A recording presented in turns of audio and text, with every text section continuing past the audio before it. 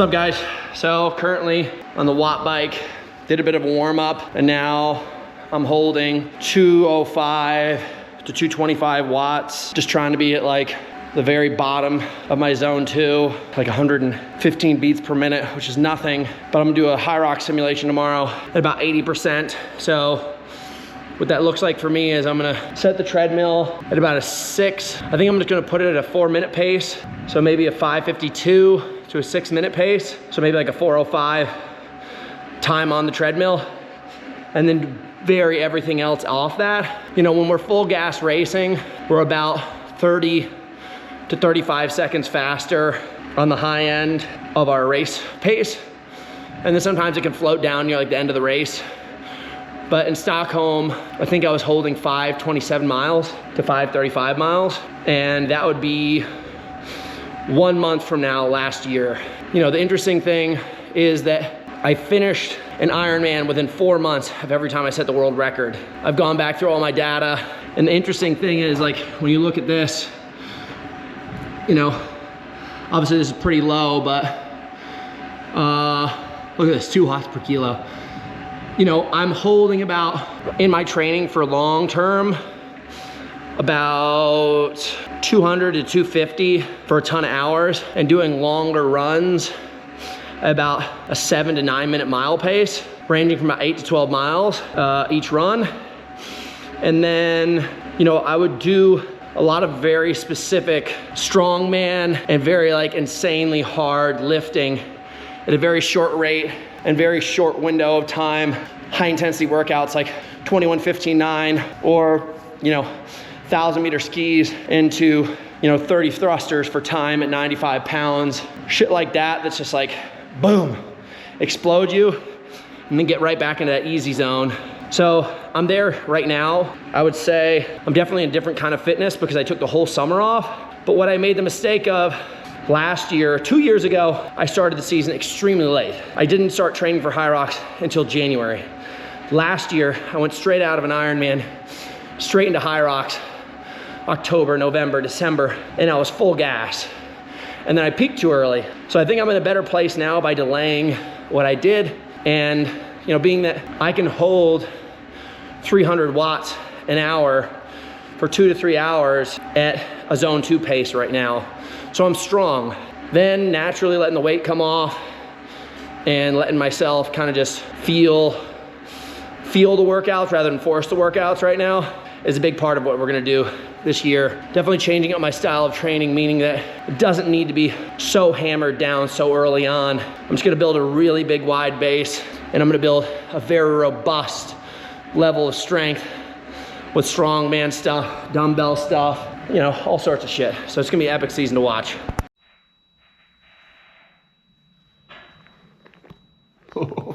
Scary. All right, check this out. Back in the gym. It's no big deal.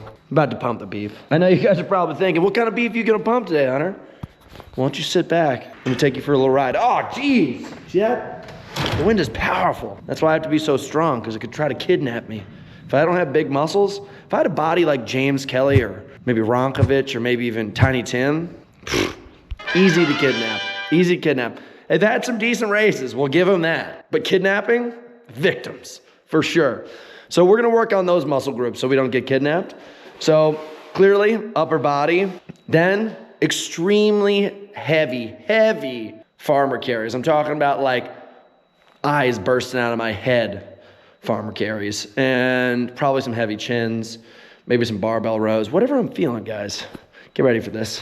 All right, getting started. Warm up set still. Don't touch it to the chest.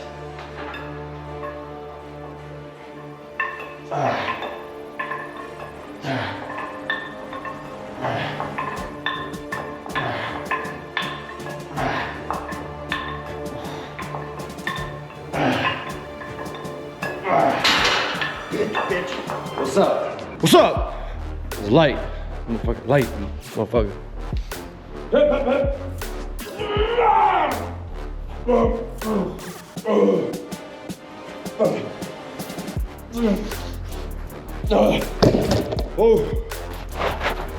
Still light, still light. What's up? What's up? What's up?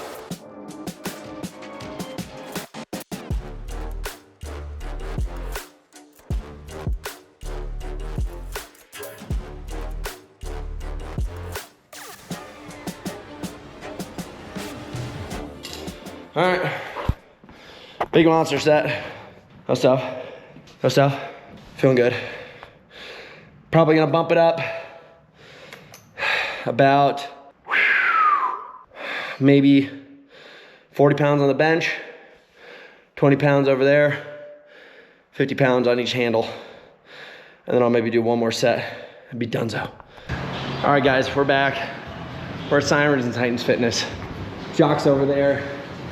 You guys remember this machine, these machines, the lunge machine. We're just gonna work on a plan this year where he and I are gonna be hanging out together once or twice a week, making sure that I keep my shit together, at least in the off season. Preseason is what we're gonna call this. And he's just keep me balanced. We're talking a lot about how to rebuild the structure of my body. What you guys are gonna see right now is just some baseline strength. And we're gonna beat the shit out of that thing, do a little bit of a baseline power test, followed by some running afterwards. So stay tuned, it's gonna be worth it. Good. Did that feel hard the last time? Nah. Okay, good, then we'll hold 15. 10 seconds.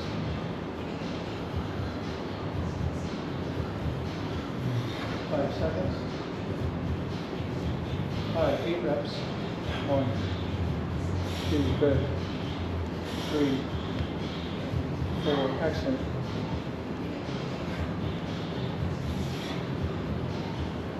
One more. 20, all the way down. Try to get your hips down as low as you possibly can. Your chest up. Butt down, chest up, and drive. There you go. 1. And drive. 2. 3. Just 5. 2 more. 1 more. And that's it. Awesome. That's all we're going to do on that. Yep. All right guys, here's what's gonna happen. We basically have the max wattage test. My record's 554 and I wasn't even trying and I just pulled a 509. I think right now it'd be ideal to go 600, 615. And that will show all that strength work. That would be a 10% boost from last season. So, you know, this is the first time doing it in a while. I'm already up on my volume, so we'll see. I can tear it to pieces. All right, now remember to step up on the 12th one. Yep. I'll get out of your way. You go 6 easy. Reset your feet if you need to. So just drop in, get low, and pull out smooth. And again, that's 2. Good. That's 3. 4. Okay. 5. Here we go. And 1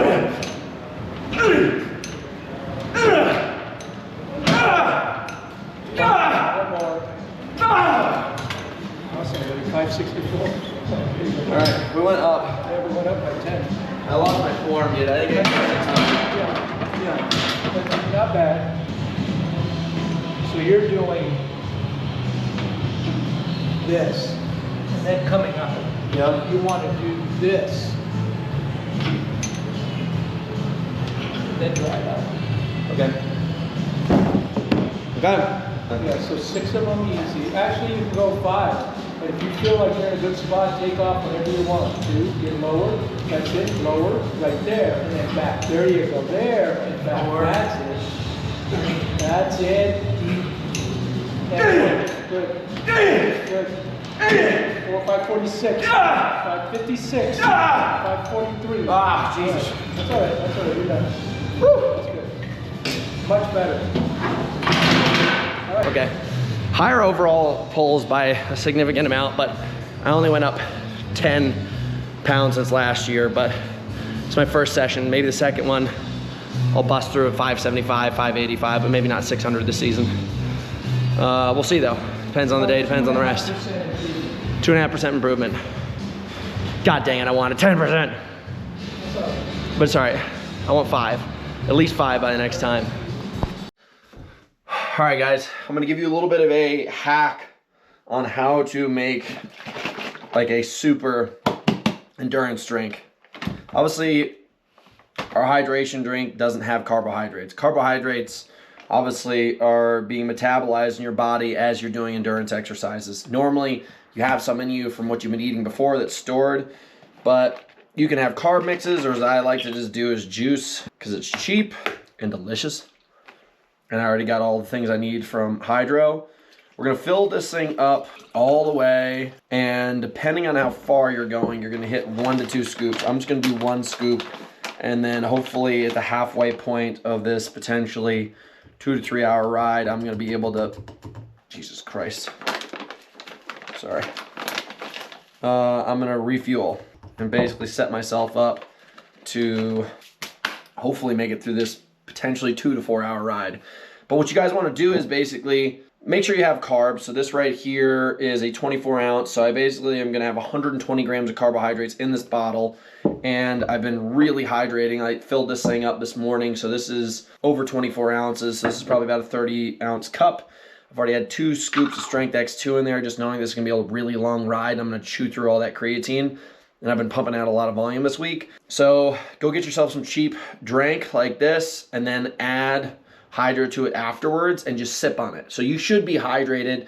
And ideally when you're doing endurance work like this, especially in this temperature, you shouldn't be sweating a ton until like around the halfway point, at which point I'll be pumped up full of carbs, and then I can start mixing water into this thing along the way. So just a cheat trick.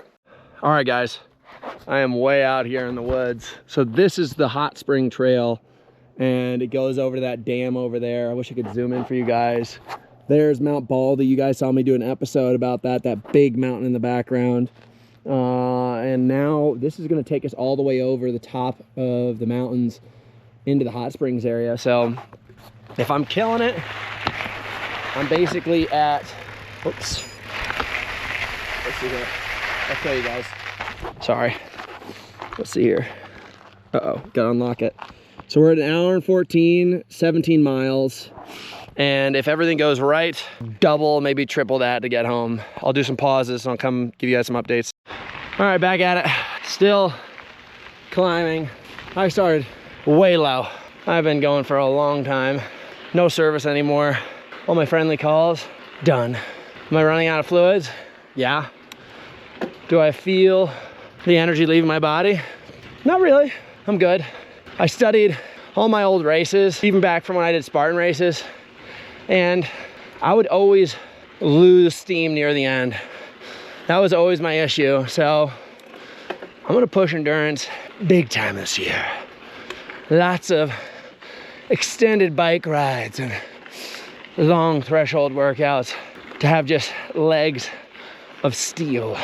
So onward and upward. Captain's log. I've been going for a very long time. Very long time. And this is way longer than I thought it would be. So I'm at a gas station like Arrowhead right now. This is what the man eats, by the way. Reynaldo's. Reynaldo's. A traditional fine Mexican product. Arroz con leche. Rice pudding for all you white folk. And Coca-Cola and mango nectar. I have not had water other than that scoop of Hydro and whatever that guava juice 3 hours ago. This has been gnarly, and I'm surprised because I'm up at altitude. I think I'm probably, let's see right here, I can tell you right now. It's a cool feature you have on your iPhone. Compass. All right, asshole. Compass. Go to your compass and then go here. We're at 5,440 feet. And I definitely was higher than that. And I've definitely climbed probably about 4,000 to 5,000 feet. This has been a rugged day. What's up, guys? I'm gonna give you a little bit of a recap of this whole training vlog. First of all, I wanna say I love Strava. You guys can see this crazy period of time of me training pretty consistently back here, and then big spikes up to world championships, and then a lot of downtime. And throughout here, all the way until about September, from basically May, which was the last week I did 12 hours, you know, everything beyond there really dropped significantly. So last time I really broke over 10 hours was 6 months ago.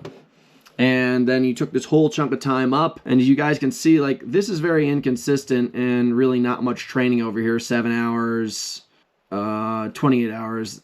That was wrong. I must have left my watch on. 9 hours, 10 hours. I don't know if I believe that. May have left my watch on again. I do that sometimes, but you guys can see this is really the first time in a while that I've been able to get some solid training. And this week, minus me forgetting to turn my watch on for a section, I got 16 hours worth of volume and significant miles. So to let you guys know, like, if you really want to break through, like, here's a book right here talking about it. Here's another book right here talking about it. The most important thing at a very high capacity to compete at the highest level is a high amount of volume without getting hurt. I love doing cross training just because I think it's amazing to sustain high output of capacity and high output of strength. And then being really, really smart about your running, I think, is critical. I've been able to drop from 218 in the past 4 weeks down to 209. You know, those are the easiest pounds to get off. I would say every day I'm between 209 and 212. And at the end of the next 4-week block, I bet you I'm probably going to be 205 to 208. And then before Vegas, you could probably expect to see me at 202 to 205. For me right now, the most important things are volume. I can tell you this, that I'm basically going to try to get about 16 to 20 hours a week. Next week's going to be down. And then I'm going to go up. I'm going to go up through Thanksgiving. And then I'm going to come down for Vegas. So I should have a 2-week build. I have Anaheim. I'm going to kind of train through Anaheim, just try to bust it out. It's part of a training block. Who gives a shit? So 3-week build, a little bit of a down camp. And then I have a training camp December 8th through the 18th. That's another 10 days of really, really high volume. I'm going to try to, like, break through 22 hours, see if anybody can hang with me. I'll have a lot of guys flying in. But what ends up happening in these training blocks is the first 3 or 4 weeks just feel awful. And then you start to kind of break through the clouds, as I like to say. And I've just broken through the clouds. I've started to lose the weight. I've started to feel kind of efficient in my running again. I also had, like, I'm talking about cardio completely. If you guys look at this video right here, I did this test and I ended up doing a power output test with Jacques right here. And this time last year, I was able to put 3% more power on, and this is my first go.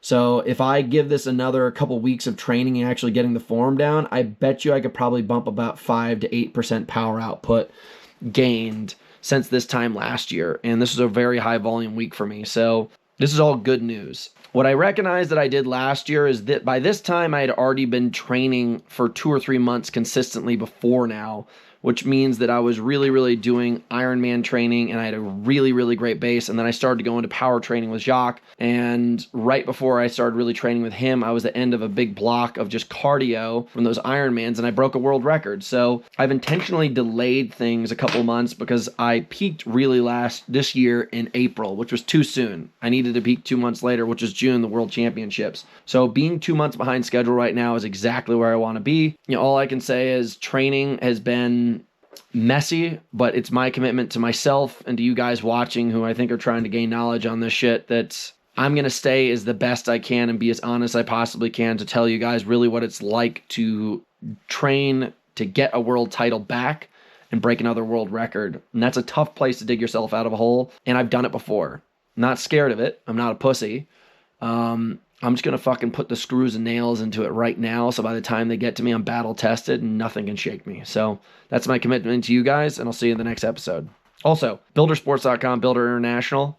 If you guys aren't drinking our sauce, then you're lame. And secondly, if you're trying to get in shape like this, go to housetrain.com, the academy for high performers. If you guys want to train hard, live hard, and compete well, check out our website.